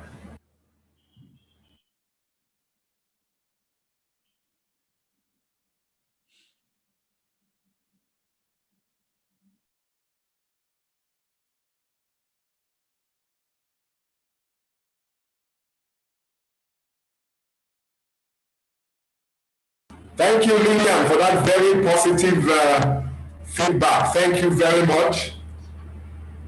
We also wish you all the best as you begin to look at your expansion.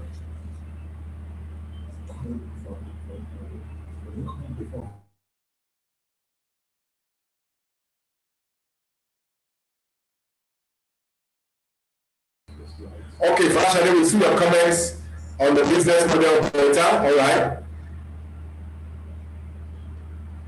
Yes, we will engage with the bank in that regards. We will engage the bank in that regards. Thank you for also the feedback on the fact that this is a relevant training. We do appreciate that. Thank you very much. can you hear me? Yes, we Hello? can hear you now, Officer. Okay, yeah, I had a little bit of technical challenge. I actually got thrown off, so I had to change my internet connection.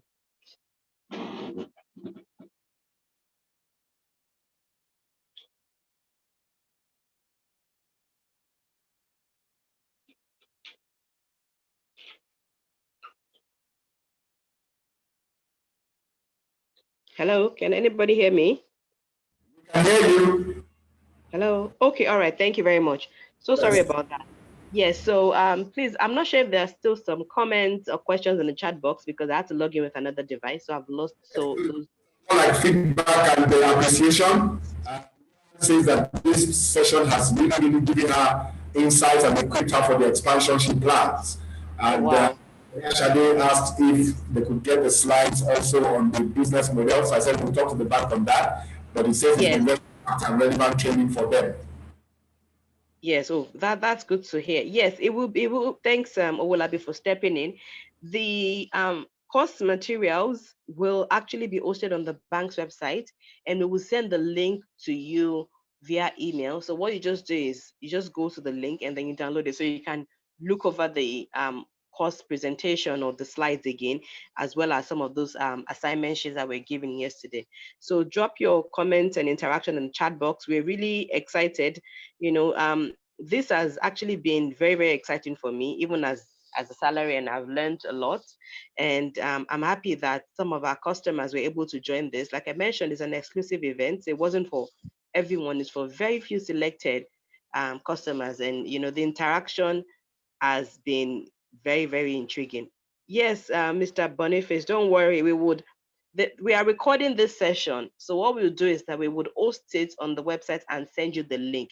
If you have not registered, please ensure that you register so that we can send it to you. Another thing I would like to quickly add is Owolabi and his team mentioned the need to leverage digital channels, in the new normal in terms of, re-strategizing and pivoting our business. And I think one very instructive thing that we actually need to do as business owners is to put ourselves out there on those digital platforms.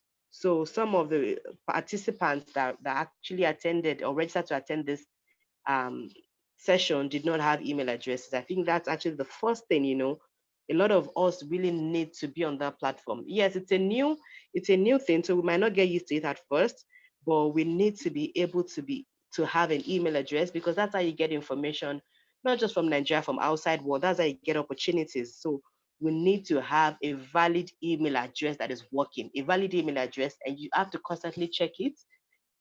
And then also share your email address with your account officer so that I can update it on the bank's platform, because we're going to be sending out so many invites, exclusive invites to some events, and we send it via emails so that it's easy for you to just register and connect. Once again, thank you very much for taking time out to join us. I mean, for giving us 2 hours and investing in data to join. It's really, really commendable. We appreciate you for that. Thank you very much. Tokumba, are you still online?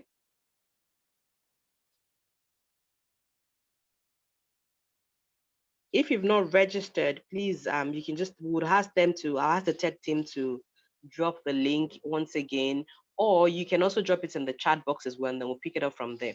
Just to quickly reiterate the digital channels and products that the bank has right now. Yesterday, we talked about some of the measures that the bank has put in place to actually reduce or cushion the effect of the COVID-19, the pandemic. And one of them is the moratorium, which my colleague Tokumbo, who heads the value chain and value chain proposition and product development team, explained yesterday. She would also join us shortly to explain that as well.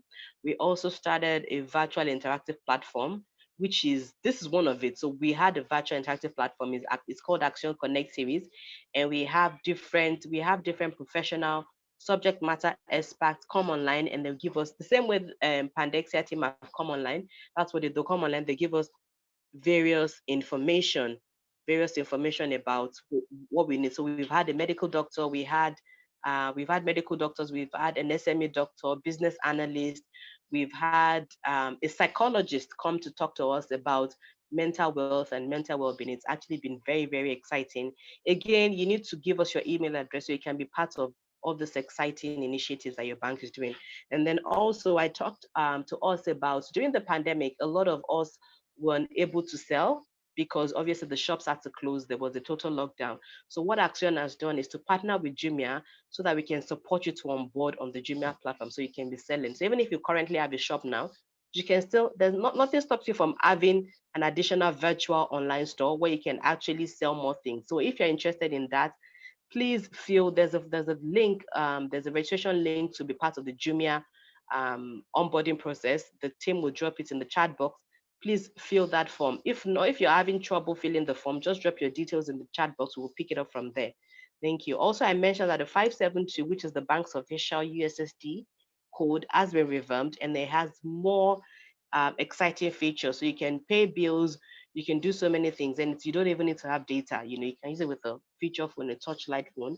We have also revamped the mobile app and the internet banking, which gives us more information and more features. So you can transfer, you can download a receipt. So once you transfer, for instance, to maybe like a customer or an wholesaler, you can download the receipt. So instead of the person saying, I didn't see alert, all those things, no, you just download it and share with the person and say, see, this is the receipt, I've sent it to you. So those are some of the exciting things that the bank is doing. And also, like I mentioned, please drop your email address with us so that we can keep you updated and abreast of all this current initiatives and partnership. It's really, really exciting. Thank you so much for joining us. The CCO has been very gracious to join us, yesterday and today, and take time out from his busy schedule. Thank you so much, CCO. The CCO in person of Mr. Ndubisi Onoha is the Chief Commercial Officer of the bank. And so he joined us yesterday and joined us today as well. Was part of our group picture. Thank you so much, Mr. Onoha, for taking time out to join us. It would take the closing remarks now. Thank you very much.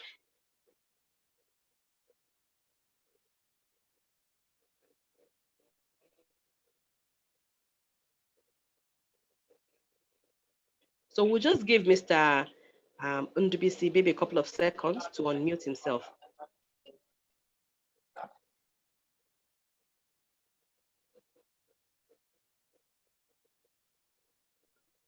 Hello, Fisayo. He needs the administrator. He needs the admin. Okay. I'm muted now. Okay, good. Okay. All right. Thank you. Yeah, glad to be here. I was also learning. I want to thank the Pandezia group because, like I said yesterday, we made no mistakes in the selections, and I'm sure we are going to have to call you a couple of times in this journey. Thank you so much. For our customers that found time to join this session, I want to congratulate you for completing this session. I know Priscilla needs to arrange to also give you certificates because I know the value of what you have gotten. I want to believe your aspirations were met. I want to believe we met your aspirations, and our expectations is that you go back and plow this knowledge back into your business. And I am pretty sure that in a couple of months, testimonies will come. Like I said yesterday, we are partners in progress. We do well when you do. If you don't do well, we'll just be here sleeping. So I want to believe that this gesture of the bank will meet the desired expectations, which is to help you grow your business and help you to recover very quickly from the heat of the pandemic. The heat is not just on you, it's not just on Nigeria, it's on the whole world. And I assure you that this is just one of the steps, we have taken to ensure you're back on track. But having concluded this session, we're also not going to leave you on your own. We're always beside you, we're always behind you. We want to see what else you need from us, because application of this knowledge may also mean expanding the credits you need to plow back to your business. I want to assure you that we're here for you. We're just here for you. That's why we're taking these steps. I also want to, I listened and Fisaya was letting you know of our digital channels. This is the digital era. We don't want to lose souls. We don't want to leave our customers behind. And that's why we're doing all we can to ensure that as we move in our digital journey, that will carry our customers along. Please embrace our channels. The channels are there to help you pay back your loans. You don't need to take a distance from your shop to any bank. So that's why in addition to our USSD app, we have also engaged some mobile and other banks short codes. And I'm sure you must have been told that from the comfort of your office, you can pay back your loans. From monies you have in the banks that we already have partnership with, First Bank, GT Bank, Access Bank, and a whole lot of other banks we're already partnering with. We will also ensure that as you leave here, all those short codes are moved to you. Another important thing I need to state is that we have shown that Accion is a full-fledged bank. Yes, our focus is microfinance, but we have all the channels that major banks have. In fact, there are some banks that don't have the ones we have. Our digital loan has been flagged off, which means for small loan top-ups you require, you can just apply from the comfort of your house. Not all the banks today have digital loans, but we already have it running. We also have our digital savings that you can get, and on top of it, you can get health insurance. You can get both life and health insurance just by saving your funds digitally through us. So, but I must mention the fact that one thing we want you to continue to do, which I'm not saying enough, is running your accounts, passing your sales proceeds through your accounts. Accion is a very solid bank, very, very solid. So at least that we can assure you. So you should feel free to pass your sales proceeds through us. Let all your customers have your account details so that when they come to buy from you or when you supply goods to them, they can transfer straight back into your account. We are making arrangements to ensure that all of us that need POS, point of sale terminals, get our POS, so that when your customers come to buy, they don't need to carry cash. Not many customers carry cash today. So they should be able to pay you either through a point of sale terminal or transfer money straight into your account with us using your NOBAN numbers. If you don't pass transaction through us, it affects your loan increment. When you come back to us, we'll give you 5 million as loan for 6 months, for 9 months, and all you do is just return our money through loan repayment. It doesn't show us your capacity. When you now come back and say you need 10 million, we want to look at what you have done. And when we don't see it, we are apprehensive. So I want to encourage all of us to take a decision today to ensure your sales process pass through your account. That's turnover. And the easiest way to get that done is to embrace our channels so that your customers can pay via your account. And because you also have our *572, you don't even need to come to us to withdraw the funds. You can deal on the funds. You can collect it. You can pay for your goods and services using our internet banking, using our short codes, using our mobile banking. So very seamless. So I encourage all of us to do that so that the next time you come to us to say, look, you have trained us, we'll now have higher needs for capital, for working capital. We'll be very happy and glad to extend that to you. So, like I said, our lines are open. You can reach us via all our channels. And I also want to assure you that by next week, we'll have another session. So clients that are in trade and commerce sector, we will want to also take you on because our business continue to show you ways of improving, your business. So by next week, we'll be reaching all of us in trade and commerce. So if they know people that will be interested, they should also encourage them to join, to register and join in that session. So I want to congratulate you once more. I want to assure you we are here for you. And I want to tell you we listen. So if there are things that we have not touched that you still think you need, I will implore you to reach us. A lot of issues came about moratorium. We've been doing well to explain to our customers what we set out to do with moratorium and what we have achieved with it. So that if for any reason you still have any confusion about what we did or what we have done, or we still have some hanging issues arising from that, feel free to reach us. Either you reach Tokumbo Elliot directly, or use him through our call center, or even through your account officer, or give her a call. I'm sure I'll give Tokumbo 5 minutes to also give you her full contacts because we want to ensure you're happy. We are happy when you are. So thank you very much as we look forward to having more favorable relationships, business relationships with you. Very mutual beneficial relationships. Thank you very much. And thank you, Fisaya, for this opportunity. Thank you, Cecile. Thank you so much for taking time out. Sorry, before Tokumbo, I don't know if Tokumbo has anything else to say because that's the closing remark. However, we still have the polls up. So we would love to get your feedback. Let us know how you'd rate the program. How was it for you? Did it meet your objective? Like the CCO mentioned. This will just take about 1 minute or 2 just to take the poll questions. Thank you very much.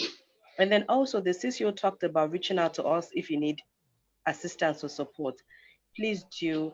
If your account officer or the BM is not forthcoming, please follow us on social media and just send us a direct message. We will take it up from there. The direct messages go to head office, so you can be rest assured that we would follow up with it. So we're on all the major platforms. We're on Facebook, Instagram, Twitter, and LinkedIn. So for Facebook, Instagram, and Twitter, just follow us at Accion MFB. Follow us if you have any issues, please just send a DM. And then also, you can also share words about this training as well. Tokumba has also dropped our email address in the chat box, AE Elliot. And so you can just reach out to her if you have any issues that you feel your account officers are not really handling very well for you. Thank you very much. I hope we've been able to take the poll questions. I don't know if a lot of us are still online. So can we just take another last group picture? Can we put on our cameras, please? Just the very last group picture, then we can officially close. Okay, thank you. Thank you to the admin team. So we have our contact details up on the screen. You can reach us, you can call us at 0127-19326. And you can also call us at 07 000 222 466. Follow us on social media at Accion MFB and at Accion Microfinance Bank Limited. That is our name on LinkedIn. Thank you. Do we have everybody's camera up? Can we take a quick one? A quick group photo. Okay, if everybody's ready, let's just. Okay, so I think the cameras are up. All right, so again, we'll just do a quick countdown from 4, 3, 2, 1. Then at 1, we will take a virtual group picture. All right, thank you. So 4, 3, 2. I hope everybody's fixing the hair. 1. Say cheese. All right, thank you very much. Thank you so much. Thank you, CCO, for taking time out from your busy schedule to join us. Thank you, Pendexia team. Thank you, Mrs. Okere K. Roslyn Kemi. Thank you so much. I can see you there. Thank you very much, ma, for taking time out to join us. Lillian, thank you so much. I really hope to meet Lillian in person. Maybe when there's no more COVID and we can have a physical, maybe customer forum. Thank you so much for Florence. Ayodele Walu, thank you. Your engagement has been so helpful. Thank you, Kehinde. Thank you so much. If I missed out anybody's name, please pardon me. I'm just trying to interact with everyone. It's not deliberate. And then, yes, Oludare as well. Thank you so much for taking time out to join us, for interacting as well, because if it was not interactive, then we would not have achieved our aim. Thank you very much. Thank you, Esther. We really do hope that, we will be able to better manage your business after going for this. Thank you very much. Thank you, Mr. Boniface. You missed yesterday, but we will be sharing the details, like I mentioned, via email. We'll put it on a link and then we'll share with you. Thank you so much. And if you require any other support, please reach out to us via social media, and then we will be able to contact you. Send an email to my colleague at A. Elliott at actionmicrofinancebank.com. Yes, Lillian, thank you so much. All right. So thank you so much, Owolabi and Peter. You guys have been so wonderful, and I've also learned a lot. Thank you so much. We'll see you next week at the batch 2. Yes, we will. Thank you, Fisayo and Tokumbo. Thank you. And I also look forward to meeting you in person. At least I've seen you in business. We also look forward to meeting you in person. Same here. Thank you to CCO as well. Thank you. You were really great. Yeah. Thank you very much. Thank you so much. Thank you, everyone. Take care and have a wonderful weekend. Thank you, Florence. Thank you so much. Thanks, everyone. Accion, star 572 hash. Now the code Accion, star 572 hash. Money go. Open account with Accion to save for tomorrow. There's an easy way to bank every day. Hey, star 572 hash. Now here we go. I know get to wahala. Oh, it's a life. Oh, money on the go. Star 572 hash. Oh, get a life. Oh, but the flow is bright. Star 572 hash. Send money to family and friends and business partners on top your phone. Wherever you are, whatever you do, hey, pay your bills and recharge your phone. Accion Bank piano star 572 hash. When you learn a corner, I look at you, I can Accion Bank dina. Má ṣe ìyọnu láti lọ sí ilé ìfowópamọ́, ìwọ ṣáà ti tẹ star 572 hash lórí ẹ̀rọ ìbánisọ̀rọ̀ rẹ. Accion Microfinance Bank. My future is bright. Nítòótọ́, ṣé pé tí mo bá ṣí àkáǹtì pẹ̀lú Accion wá máa máyé rọrùn fún mi? Ina son iya karɓar kuɗin Accion Bank na yi amfani kai ƙara kasuwa ta. Chai, Accion Bank nwere ni ATM card. No need to stress, I no need the stress. With Accion Microfinance Bank, I deal with the best, I no settle for less. Bank where they make me life better. With checking the money, you fit open accounts. Save money now to pay your bills. And you fit to get the loan to grow your business well. My future is bright, oh. My future is bright, oh. With Accion Bank. With Accion, oh. My future is bright, oh. With Accion Bank. With Accion, oh.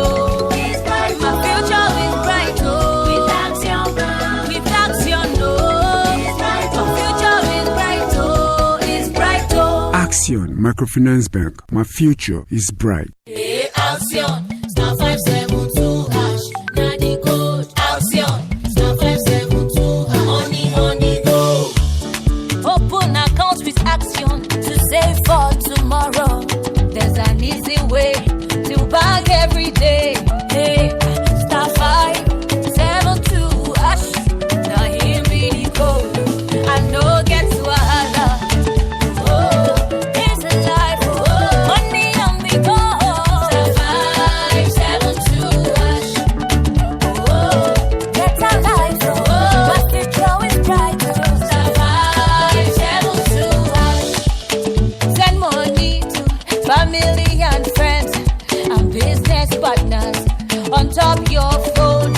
Wherever you are, whatever you do, hey, pay your bills and recharge Jiri your ni phone. Accion Bank we kugo kun. Piano star 572 hash.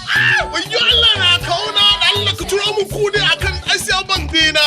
Má ṣe ìyọnu láti lọ sí ilé ìfowópamọ́ ìwọ ṣáà ti tẹ star 572 hash lórí ẹ̀rọ ìbánisọ̀rọ̀ rẹ.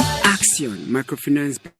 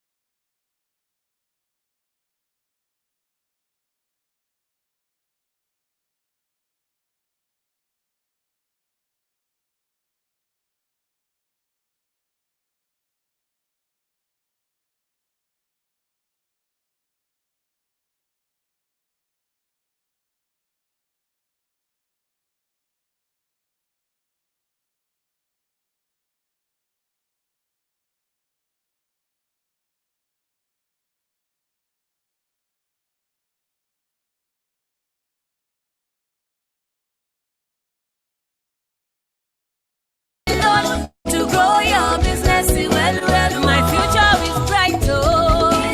My future is bright, oh. With Accion, oh. My future is bright, oh. With Accion, oh. My future is bright, oh. With Accion, oh. My future is bright, oh. Is bright, oh. Accion Microfinance Bank. My future is bright. Hey, Accion, star 572 hash. Now the code Accion, star 572 hash. Honey, go. Open account with Accion to save for tomorrow. There's an easy way to bag every day. Hey, star 572 hash. Now here be the code.